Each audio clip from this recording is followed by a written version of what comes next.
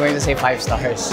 The closing part of his speech na i-audit lahat ng flood control projects, I think it's long overdue and high time that we instruct the DPWH to conduct a review on the numerous projects na alangan, katulad sa sinabi ng ating Pangulo, halatang palpak.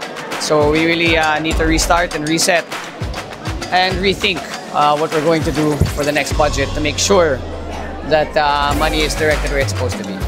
I would still rate it as incomplete. Incomplete kasi sabi niya invest in the Filipino pero wala nabanggit about wage hike. So nasaan yung investing in Filipino workers? Walang nabanggit about how are we going to address the education crisis? Puro band-aid solution. I was expecting a whole of government approach. Nasa gitna tayo ng isang crisis pero band-aid solutions lang. Yung mga nabanggit. 10 stars. He said what he had to say. He pointed us in the right direction. He took accountability for where he went, where maybe he lacked, and he's asking people to take accountability for their actions. So there's no greater imperative for the country in this. People want good government, people want better governance, and people want to hold people accountable, the officials accountable. Juan, syempre. Una, walang anumang pagbanggit sa sahod.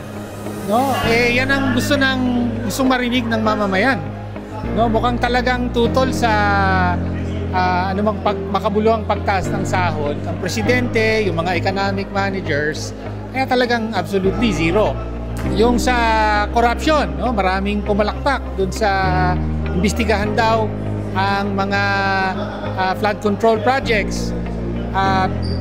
Pero tingin ko papogi lang to kung hindi magiging thorough ang investigasyon.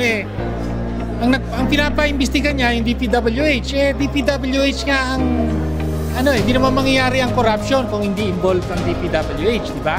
Binanggit ang corruption, hindi binanggit ang impeachment. Yun ang isang napakalaking issue ng corruption. 612.5 billion pesos na pagwaldas sa confidential funds. Ay, talagang dismayado tayo, no, dahil binago ng Supreme Court yung rules na sinunod ng House, sa kanila din ang galing. Sa kalagitnaan, binago nila. No, tapos sasabihin nila ngayon, di kayo sumusunod sa rules. Pangalawa, lalong pinahirap yung impeachment. No, tayong dihado dyan, yung ordinaryong mamamayan, paano mo pananagutin yung mga pinakamataas na opisyal, presidente, vice-presidente, pati mga Supreme Court justices, kung sila mismo nagdadagdag ng mga requisitos na wala naman sa konstitusyon. Yun ang ginawa ng 5. Lahat tinakil niya. Lahat ng mga departamento ay binigyan niya ng pansin. Superb, fantastic, and amazing. Siyempre, 5-star ang bibigay ko sa ating mga Pangulong Marcos sapagkat ang kapakanan po ng ating mga mamayan ang pinagtutunan ng pansin. Yung mga problema ang inaharap ng ating bansa, inaamin niya ang mga problema, di ba? Hindi niya dinideny na may mga problema. Yun ang maganda sa kanya. Sa simula pa lamang ng kanyang State of the Nation Address, binanggit na niya na yung mga sa tingin niyang pagkukulang ng administrasyon at ang mahalaga po rito, itong darating na 3 taon ay pupunuan ang lahat ng nabanggit na pagkukulang. Specifically dun sa flood control, talagang isa po ako dun sa mga nag-standing ovation at sa abiso at paalala sa DPWH, ganun din sa mga kinauukulan patungkol po sa mga flood control projects. Of course, it gives me a lot of hope and optimism na tuluyan na natin maibsan ang problema ng pagbabaha dito po sa Metro Manila, ganun din sa iba't ibang bahagi ng ating bansa. Very, very good. 3 words, ano? Yes, sir. Pinaisip niyo ko na. Bibigay natin siguro dyan 5 stars dahil malaman ang naging pahayag niya. Nakita natin na maraming benepisyo ang nabibigay na. Maraming mga proyekto na nasimulan at na matatapos. Malaman, malasakit, may malasakit. I'll give 5 stars because there are actual accomplishments and there are plans that are realistic. And that we have already achieved so much. President Bongbong Marcos achieved so much. What he did not mention is that the Philippines is now the number 7 top rice-producing countries in the world. Among the top 10, we are number 7 because there was an increase of around 300,000 metric tons of palay or rice production. because of the programs that he initiated, like when he awarded individual titles to the farmers. When the lands were awarded to them, so nagkaroon na sila ng motivation to do more.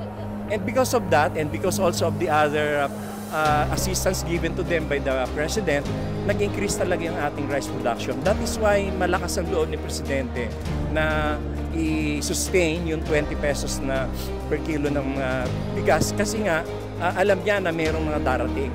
And that we are number 7 in the top 10 rice producing countries now is not being mentioned by the news agencies, no? Nakakagulat, very truthful, walang window dressing, and yung meron tinatawag tayo na perspective. I don't normally do a numerical rating. Ay, hindi talaga ako nagbibigay. How satisfied are you now? Well, semi, kasi malinaw naman na yung sinabi niya sa dulo, maganda. Kaya nga, ganun ang palakpak. Di ba? It was really widely applauded. Yung nagbabala siya doon sa mga magiging hocus-pocus at saka doon sa mga may kinalaman, responsible ng mga korupsyon, lalo na sa flood control projects. Sana ay seryosohin yun. Sana he would walk the talk. Since babala yun this was a pretty strong stance on the part of the President, he must really show it that he's serious. Dapat nagsasample na siya ng mga inihinalaan ng mga kaduda-duda ng mga proyekto. 5.5 stars. Napakaganda. Especially ang closing statement niya against dun sa corruption on the flood control. Ako gustong-gusto ko yun sapagkat talagang dapat maramdaman ng taong bayan na may managot doon sa mga nangyaring pagbaha na ating naranasan. Between 4 to 5 star. But like anything else, this is the speech, this is the SONA, ito yung premise. Ang importante yung conclusion or follow-up, di ba?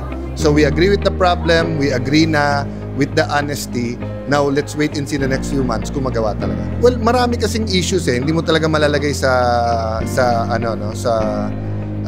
hour. Siguro kasi ako I read through the lines So for me, yung sinasabing shape up, that goes to even the issues na hindi niya binanggit. But sa kultura natin, you always have to keep reminding, di ba, na may sasampulan ako dyan, may didisiplinahin ako dyan, seryoso to. So unfortunately, kahit sabihin mo once or twice, kailangan makita and then mangyari. Diba? So what's important now is not only the words, but it's translated into action.